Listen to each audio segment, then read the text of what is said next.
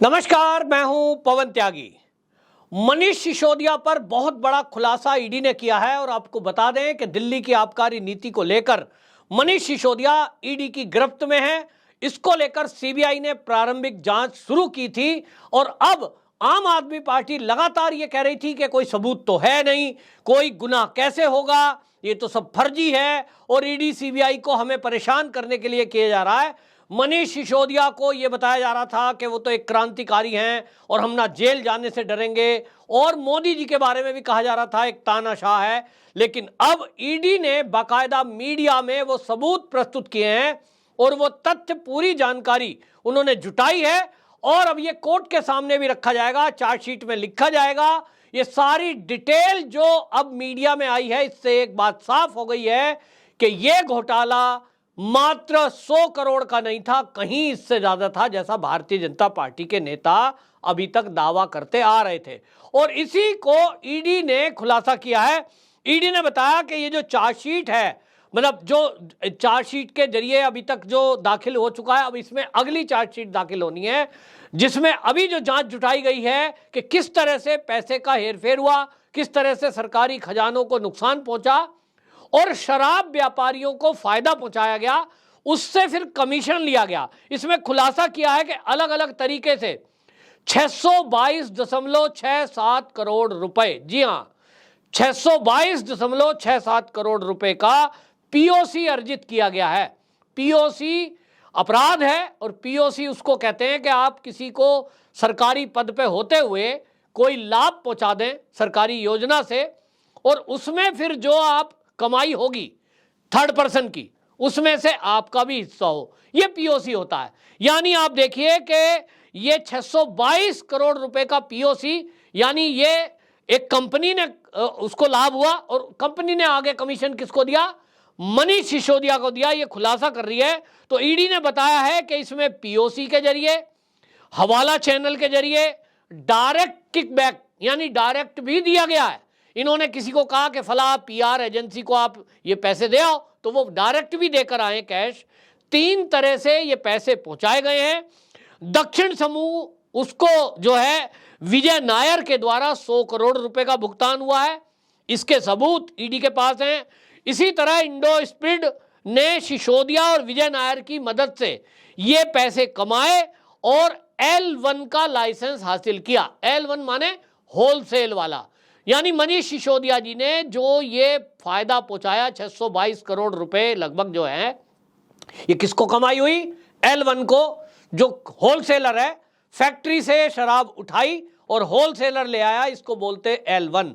L2 माने फिर आगे जो ठेके खुल रहे हैं। तो L1 को होलसेल में जो कमाई हो रही थी वही कमीशन बढ़ाया गया था और उसी कमीशन में जो पीओसी है वो 622.67 करोड़ रुपए ये अलग अलग तरीके से अर्जित किए। किसने? मनीष सिसोदिया ने। कमाई कितनी हुई वो तो 1500 करोड़ से भी ऊपर है, लेकिन जो शुद्ध कंपनियों को बेनिफिट हुआ वो 622.67 करोड़ का हुआ।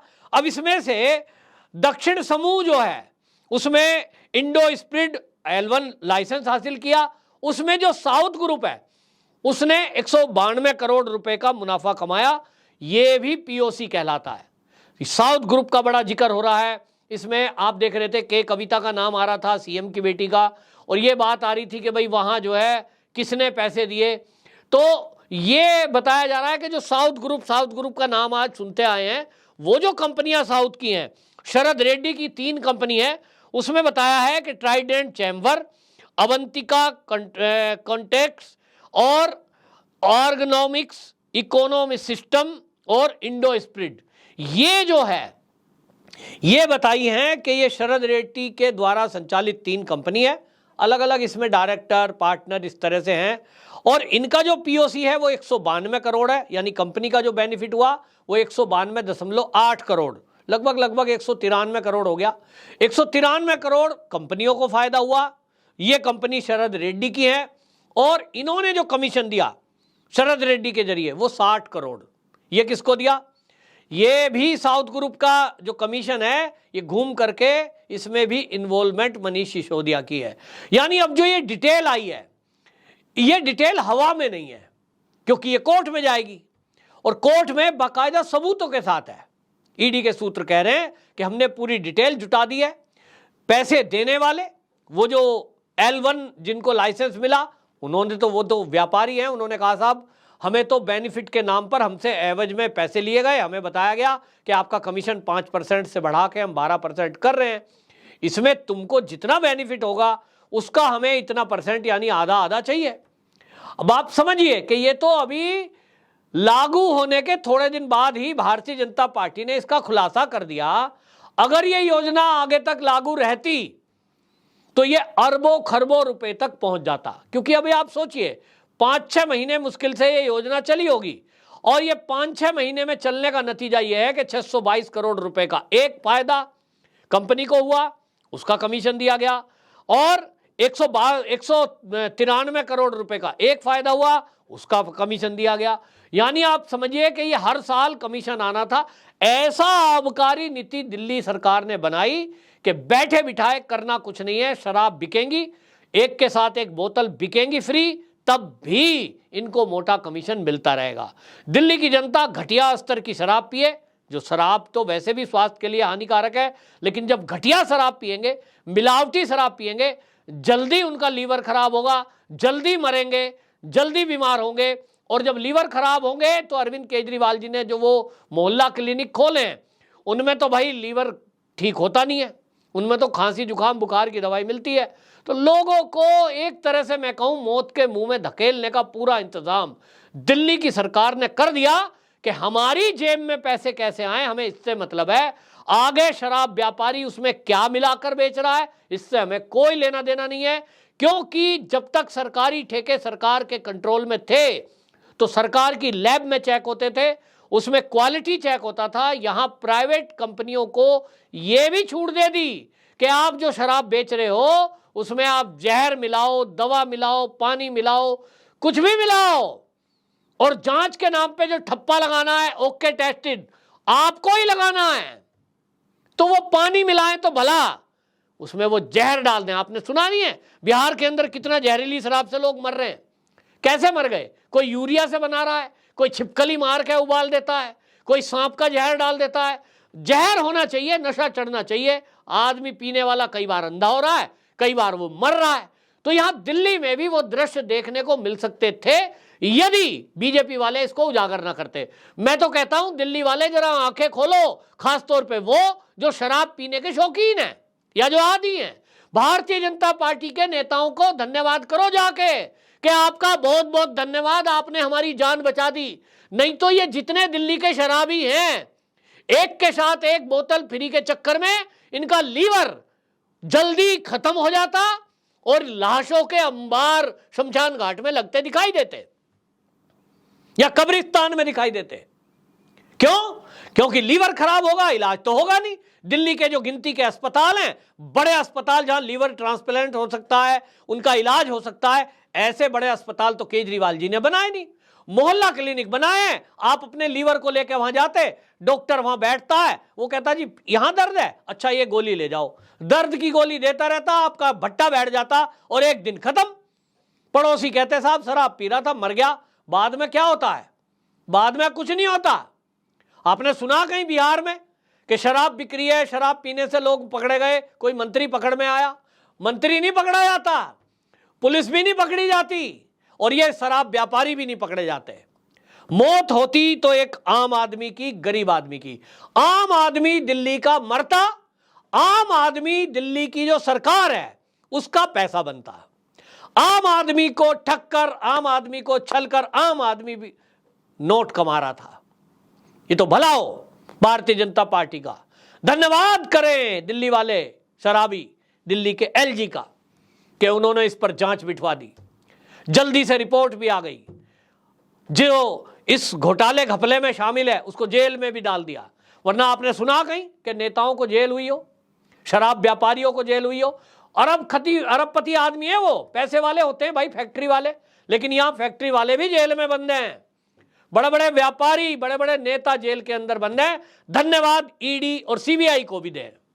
तो दिल्ली वाले, मैं कहता हूं दिल्ली के जितने भी शराब के शौकीन, शराब के लत वाले लोग हैं, उनके अगर ये चैनल कोई उनका बेटा, पत्नी, रिश्तेदार देख रहा हो तो दिल्ली के एलजी और भारतीय जनता पार्टी के नाम पर एक अगरबत्ती, धूपबत्ती भगवान के चरणों में जला देना कि भैया इन्होंने हमारी जान बख्श दी। और साथ में ईडी और सीबीआई का भी धन्यवाद करना कि ऐसे आदमियों को तत्काल पकड़ के जेल में डाल दिया, नहीं तो ये आजाद घूमते। और साथ में न्यायपालिका का भी धन्यवाद है जिन्होंने न्याय करा है, इनको जमानत नहीं दी।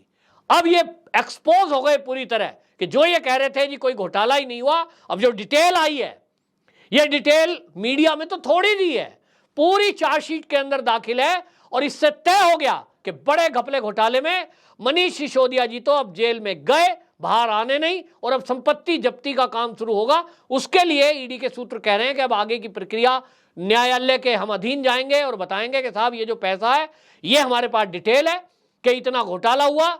622 करोड़ रुपए का एक घोटाला है, 162 करोड़ रुपए का, 192 करोड़ रुपए का एक घोटाला है। और ये सब पैसे पीओसी के जरिए कमाए गए हैं। ये कहां रखे, किसने दिए, ये बता नहीं रहा। अब नार्को टेस्ट की मांग करेंगे या तो वो आसानी से मिलती नहीं है, या फिर जेल में डालेंगे। भाई पैसा नहीं मिल रहा, रिकवर नहीं हो रहा, पुलिस के पास तरीका क्या है, कानून की जानकारी ये है।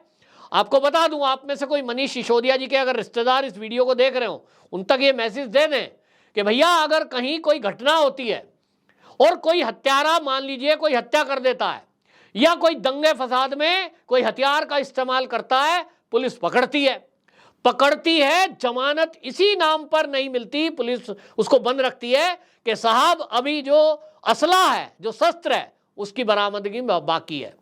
जब तक वो असला बरामद नहीं हो जाए तब तक कोर्ट भी कह देता है भाई ठीक है, आपने इन्वेस्टिगेशन की, अपराध हुआ, जिसने अपराध किया इसके बारे में सबूत मिले हैं, लेकिन मेन सबूत क्या है, अस्त्र, हथियार, और वो मिला नहीं है तो जेल में बंद हो जाते हैं ना, जो सरेंडर कर देते हैं, जेल से भी पुलिस ले आती है उन्हें पूछताछ करने के लिए। ये तो पकड़ में ही है। तो मनीष सिसोदिया जी, अच्छा होगा कि जहां वो पैसे रखे हैं रिश्वत की कमाई के, उसे ईडी को, सीबीआई को बता दो, वरना जमानत पे जमानत एप्लीकेशन लगाते रहना, होगी नहीं। सत्येंद्र जैन जी छूटे हैं ना, उनका अपराध ज्यादा नहीं है, वो शेल कंपनी के जरिए पैसे आए, हालांकि गड़बड़ी है ईडी के हिसाब से अपराध है, लेकिन वो इतना गंभीर नहीं है जितना गंभीर ये है। ना वो इतना बड़ा है, 100 करोड़ है, लेकिन इतना वो पैच 1 करोड़ है, लेकिन ये ज्यादा है भाई। है कितना बताया ईडी ने, बताया 622.67 करोड़ पीओसी 1, 192.8 करोड़ 1। इतना घोटाला, वो भी शराब के नाम पे। भाई सत्येंद्र जैन जी ने कम से कम शराब तो किसी को नहीं बेची, किसी की बददुआ तो उनको नहीं लगी, किसी का लीवर तो खराब नहीं हुआ उनके कारण से। घोटाला घपला है, सब लोग सोचते हैं इधर उधर करने की, मैं उन्हें ज़्यादा दोषी नहीं मानता, ये तो आदत है, राजनीति में इधर उधर करते हैं, उद्योगपति भी कर देते हैं, अपराध तो अपराध है, जेल में है। ये ज़्यादा गंभीर अपराध है कि आप किसी व्यक्ति को जहर बेचने की अनुमति दे दो, कोई चेक नहीं करेगा, आप जितनी चाहे शराब बेचो। दिल्ली में कौन पी रहे थे, नए नए बच्चे पी रहे थे, गली मोहल्ले में ठेके खुल गए थे, पार्कों के अंदर पी के दिन में मैंने पड़े हुए देखे लोग। पूरी दिल्ली ये कह रही थी कि ये केजरीवाल जी कर क्या रहे हैं, महिलाएं सड़क पे उतर गई थी, आंदोलन कर रही थी। तो ये तो बंद हो गया। भारतीय जनता पार्टी वाले, ईडी, सीबीआई, दिल्ली के एलजी, दिल्ली की पुलिस, ये धन्यवाद की पात्र है कि दिल्ली वाले बेवड़ों को बचा लिया। आप सब लोग धन्यवाद करें, लेकिन अब ये समझ लो, जो ये खुलासा हुआ है, अब मनीष सिसोदिया जी को भी समझ जाना चाहिए कि बेटा तुम्हारी जमानत तब होगी जब आप सबूत चुपचाप ईडी को दे दोगे। नहीं दोगे तो मजे लो, ऐसे ही जेल में रहो, और एक तो महल में रहेगा, उनका तो महल तैयार है, फर्स्ट क्लास विदेशी मार्बल, बढ़िया बढ़िया एसी, टॉयलेट में भी एसी, 4 लाख के पर्दे, 8 लाख के पर्दे, 4 लाख का कमोड। किसके लिए? अपने लिए, आपके लिए जेल। आए ना जैन जी बाहर, कैसी हालत होगी, बाथरूम में गिर पड़े। तो भैया भगवान ना करे ऐसा कोई हो किसी के साथ, लेकिन ये तो समझना पड़ेगा कि घोटाला बहुत बड़ा है और एजेंसियां छोड़ने का नाम नहीं ले रही। अब सबूत जब तक हाथ नहीं लगते, जब तक इन लोगों की छूट होनी नहीं है, ऐसा आप सूत्रों का कहना है। तो भाई ये सूचना मनीष जी तक पहुंचाओ कि भैया क्यों दूसरे का मुसीबत में अपने पड़ रहे हो, किसको दिए हैं मुझे नहीं पता, लोग कहते हैं उसको मैं बोलूँगा नहीं, आप जाने, ये काम आपका है। और आप कह रहे हो जी हम निर्दोष हैं, ईडी झूठ बोल रही है, सीबीआई झूठ बोल रही है, तो फिर कोर्ट में चैलेंज करो, कोर्ट आपको अगली इसी जमानत पे छोड़ देगी, क्योंकि आपके तो वकील बहुत पैसे वाले हैं, बहुत नामी गिरामी वकील हैं। तो अगर फिर भी नहीं छूट रहे, इसका मतलब तो कहीं ईडी सीबीआई के पास जो सबूत हैं वो सही बोल रहे हैं, कोई तो सही बोल रहा है ना। तो न्यायपालिका तय करेगी, कोर्ट तय करेगी कौन सच कौन झूठ। तो कुल मिला के बहुत बड़ा खुलासा ये ईडी ने कर दिया है। कम से कम इसके बाद ये अब आम आदमी पार्टी और केजरीवाल जी को, जनता को संतुष्ट करना पड़ेगा कि ये जो डाटा हैं ये गलत हैं। आपकी क्या राय है कमेंट बॉक्स में ज़रूर बताएं। वंदे मातरम।